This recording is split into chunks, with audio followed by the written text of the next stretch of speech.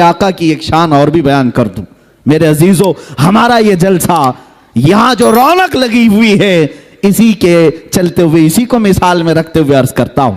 आप महसूस करते हैं कि यहां पर दुनिया का एक दस्तूर है। ये स्टेज आपने सजाया, सुबह से हो सकता है सजा रहे होंगे, वॉलंटियर यहां पर तरतीब दे रहे होंगे, यहां पर बहुत सारे कारकुनान मेहनत कर रहे होंगे, फूल लगाए, स्टेज सजाए। और किसके लिए सजाए? एक मुकर्रिर आएगा, एक खतीब आएगा, ये उलमा आएंगे। इसीलिए चले मैं दूसरी मिसाल देता हूं। आपके यहां शादियां होती हैं, शादी में भी मंडप सजाया जाता है, या हॉल में होती है आपके यहां, हॉल में बहुत सारी चीजें सजाई जाती हैं, कुर्सी रखी गई, फूल लगाए गए, हर तरह से ज़ेबो ज़ीनत किया। किसके लिए? मियां दूल्हे के लिए ना। बाराती पहले आ जाते हैं कुछ इस्तकबाल करने के लिए, फिर दूल्हा आता है, कुर्सी पर बैठता है, निकाह हो गया और खाना खा लिया लोगों ने, और उसके बाद रुखसती हो गई। दूल्हा अगर चला गया तो मुझे अब जो बात कहनी है वो ये है, ए मुसलमानों, सच बताओ, दूल्हा चला जाए महफिल से तो क्या वो सजावट वैसी रहेगी? क्या वो हाल में ज़ेबो ज़ीनत वैसी रहेगी? सब निकाल दिया जाए। अरे शाम होने से पहले पहले हाल बेहाल भी होता है। बहुत सारी जगहों से सारी ज़ीनत और सारी ज़ेबो आराइश खत्म कर दी जाती। उनसे पूछे मियाँ क्यों नहीं रखते? कहा आप दूल्हा गया तो फिर अब ये सब चीजों की क्या जरूरत? ये दूल्हे के लिए सजाई गई थी। दूल्हा आया, निकाह भी हुआ और चला गया। अब हम ये सारी लाइटिंग निकाल देते हैं, फूल निकाल देते हैं, कुर्सी हटा देते हैं। ये दुनिया का दस्तूर है। दूल्हा आने से पहले सजाया गया और दूल्हे के जाने के बाद हटाया गया। यही चलता है।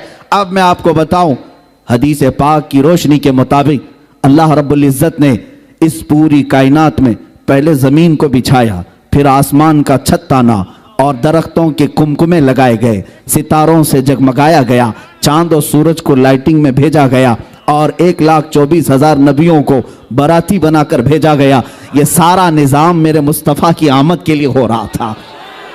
ये सारा निज़ाम रसूल पाक की आमद के लिए चल रहा था।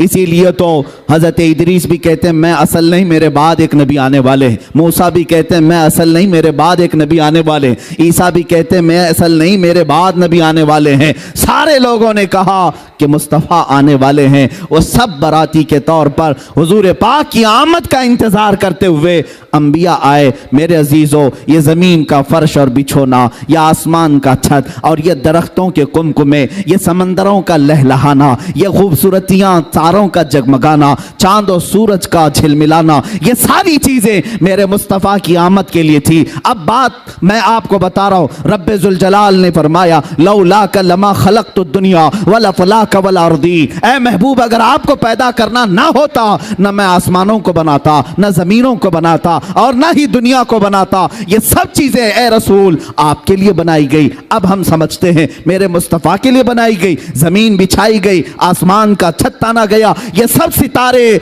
झिलमिला रहे हैं। अब मैं ये कहना चाहता हूं, वो दूल्हा 12 रबीउल अव्वल शरीफ को पीर के दिन जलवा अफरोज हुआ और मदीना तैयबा में रूपोश भी हुआ। 63 साल की जिंदगी मुस्तफ़ा करीम सल्लल्लाहु अलैहि वसल्लम ने जाहिरी तौर पर तमाम इंसानों के सामने गुजारी। और उसके बाद जब मेरे आका तशरीफ ले गए, अब मैं ये कहना चाहता हूं मेरे अजीजों, दुनिया का तो दस्तूर ये है कि दूल्हा चला जाए तो कुर्सी हटा दी जाती है, दूल्हा चला जाए तो ज़ेबो ज़ीनत खत्म कर दी जाती है और लाइटिंग हटा दी जाती है, फूल निकाल लिए जाते हैं। मैं ये पूछता हूं, अगर मुस्तफ़ा करीम सल्लल्लाहु अलैहि वसल्लम की आमद के लिए कायनात सजाई गई थी, जमीन और आसमान सजाए गए थे, सितारे और चांद और सूरज बिछाए गए थे, तो अब मैं ये पूछता हूं, मुस्तफ़ा अगर चले गए तो ये सब चीजें अभी बाकी क्यों है? ये जमीन अभी क्यों है? ये आसमान क्यों है? ये तारे अभी क्यों चमक रहे हैं? ये चांद क्यों झिलमिला रहा है? ये सूरज अभी क्यों चमक रहा है? ये सारी चीजें ऐ मुसलमानों, इन अशिया से अगर तुम पूछोगे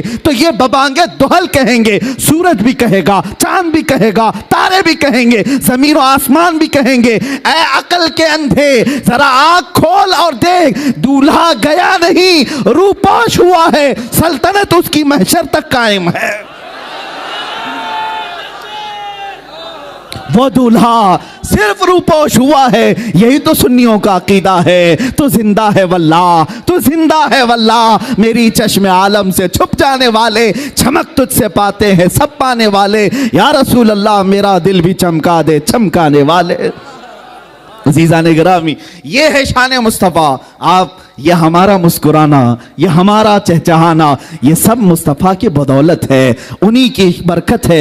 ये ज़मीन जो बाकी है मेरे मुस्तफ़ा के नाम से बाकी है। और दूसरी बात ये भी मैं बता दूं, बाज़ लोगों को दलील के तौर पर नहीं बल्कि उनको समझाने के लिए, बादशाह हुजूर सल्लल्लाहु ताला अलैहि वसल्लम को हम बादशाह आज़म कहते हैं। आज भी अगर हमारे दिलों पर किसी की हुकूमत है तो वो सिर्फ सल्तनत मुस्तफ़ा है। मेरे आका सल्लल्लाहु ताला अलैहि वसल्लम को, हाँ एक बात ये भी, किसी ने, हुजूर मुफ्ती आज़म हिंद रज़ी अल्लाह ताला अन्हु मिंबर पर बैठे हुए थे, तकरीर के दौरान कहा कि मौजूदा सरकार ऐसी है, मौजूदा सरकार, गवर्नमेंट को सरकार कहते हैं, आपने बरजस्ता कहा सरकार का लफ्ज इस्तेमाल ना करें, यह गवर्नमेंट हो सकती है, सरकार सिर्फ मदीने वाले ताजदार का नाम है। मेरे आका सल्लल्लाहु ताला अलैहि वसल्लम को हम सरकार का लफ्ज इस्तेमाल करते हैं। अजीज़ान गिरामी, जुमले बदलो, और आज भी अगर हुकूमत हमारे सीनों पर किसी की है वो मेरे मुस्तफ़ा करीम सल्लल्लाहु अलैहि वसल्लम की। देखें आप, 14 सदियां बीत गई, हमने हुजूर पाक सल्लल्लाहु ताला अलैहि वसल्लम का ज़माना नहीं पाया और ना ही उनके ज़माने में उनके दीदार से मुशर्रफ हुए। लेकिन 14 सदियां गुजरने के बाद भी आज भी बिहम्दिल्लाह हमारे घर के हर बच्चे में यह जज्बा मौजूद है। नाम लेकर के तो देखो बच्चा गर्दन देने को तैयार है। ये मोहब्बत, ये इताअत किसके साथ हो सकती है? बादशाह के साथ हो सकती है, और वो भी ऐसा बादशाह जो सिर्फ सरों पर हुकूमत नहीं करता, दिलों पर हुकूमत करता है। और आला हज़रत ने यही तो कहा था, हुस्न यूसुफ पे कटी मिस्र में अंगुश्ते ज़ना, हुस्न यूसुफ पे कटी मिस्र में अंगुश्ते ज़ना, सर कटाते हैं तेरे नाम पे मर्दाने अरब। और अदीब लायलपुरी कहता है, एक शायर हैं, यूं कहते हैं, एक शहंशाह ने बख्शे हैं समरकंद बुखारा किसी महबूब के रुखसार के तिल पर। एक बादशाह अपनी महबूबा के रुखसार पर तिल, उस पर समरकंद और बुखारा 2 शहर उसने बख्श दिए, इनाम में दे दिए।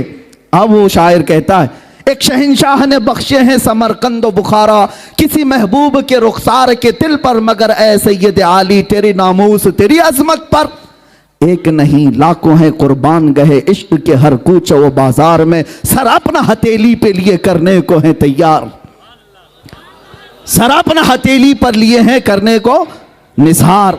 अजीज़ान गिरामी, ये मेरे मुस्तफ़ा की शान है। अगर बादशाहत हो तो ऐसी हो कि रूह पर भी हो, कल्ब पर भी हो। आज मैं शान मुस्तफ़ा के सिलसिले में ये भी बात अर्ज करूं, दुनिया का एक कानून ये भी हमने देखा, आपका शहर तो हेरिटेज कहलाता है, बादशाहों का, राजे महाराजाओं का शहर है, और हो सकता है तारीख में तो पढ़ा होगा, आप तो नहीं देखा हो, बादशाह की कुर्सी लगती है और अगल बगल में वजीर भी होते हैं, वजीरों का भी दरबार हुआ करता है। और जब बादशाह उठ जाता है तो वजीर नहीं बैठते, वजीर भी उठ जाते हैं, ये बेअदबी समझी जाती। बादशाह जब कुर्सी पर है तो उसके पहलू में वजीर होते हैं, और जब तक वजीर बैठे हैं, यह बादशाहों का निजाम होता था कि जब तक वजीर पहलू में बैठे हैं इस बात की दलील होती कि इसकी बादशाहत कायम है। कोई भी रियाया आए और सवाल करे, और अगर वजीर चले गए तो यह कहा जाता कि नहीं अब बादशाह छुट्टी पर जा रहे हैं, सल्तनत उठाई जा रही है, कामों काज खत्म किए जा रहे हैं। क्योंकि वजीर जो होते हैं वो इस बात की अलामत होते हैं कि रियाया अपनी हाजतें बयान करने के लिए आ सकती है, सल्तनत का दरवाजा खुला है, इस बात की अलामत होती जब भी वजीर बैठा करते। ये दस्तूर हुआ करता। अब आओ मैं बताऊं, रसूल पाक सल्लल्लाहु अलैहि वसल्लम ने अपनी जिंदगी पाक में इरशाद फरमाया, अल्लाह रब्बुल इज्जत ने मुझे 4 वजीर अता किए। कितने?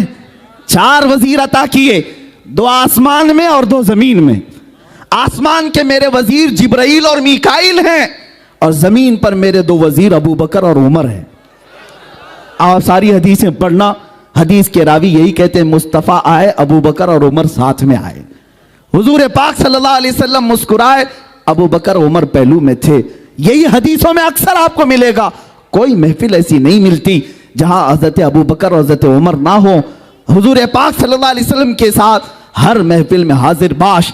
मेरे अजीजों, ये हम सुन्नियों का अकीदा भी है और हमारा ये विजदान कहता है वो रसूल पाक सल्लल्लाहु ताला अलैहि वसल्लम शहंशाह कौनैन है, बादशाह आजम है। जब मदीने की धरती पर थे तो अबू बकर व उमर रदी अल्लाह अन्हुमा वजीर की तरह आपके साथ साथ रहते।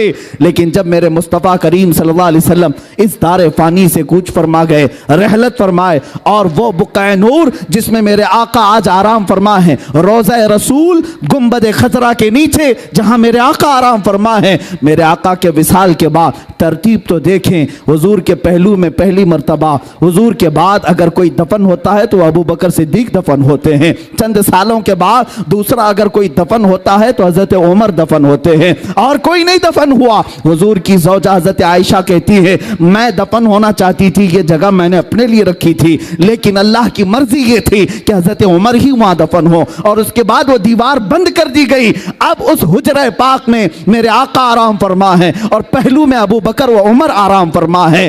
अब मैं कहना यह चाहता हूं, दुनिया का दस्तूर यह कहता है बादशाह के अगल बगल वजीर हैं तो ये इस बात की अलामत होती है कि सल्तनत कायम है और रियाया अपनी हाजतें लेकर आ सकती है। मेरे मुस्तफा का दरबार मदीने में आज भी इस बात की अलामत बना हुआ है। ऐ सुन्नियों, ऐ मुसलमानों, आओ हाजतें लेकर, इसलिए कि बादशाह अब भी कुर्सी शहंशाहत पर बैठा है और बगल में अबू बकर और उमर वजीर बनकर के आज भी तशरीफ फरमा है।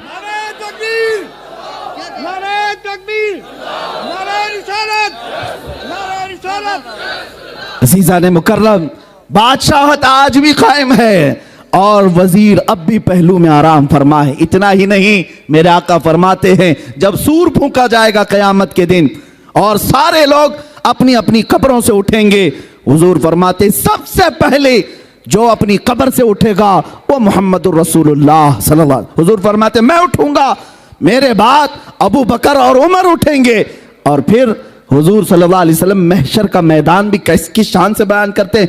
इरशाद फरमाते हैं मैदान महशर कायम होगा, मैं इस हालत में आऊंगा कि मेरा एक हाथ अबू बकर के कंधे पर होगा, दूसरा हाथ उमर के कंधे पर होगा।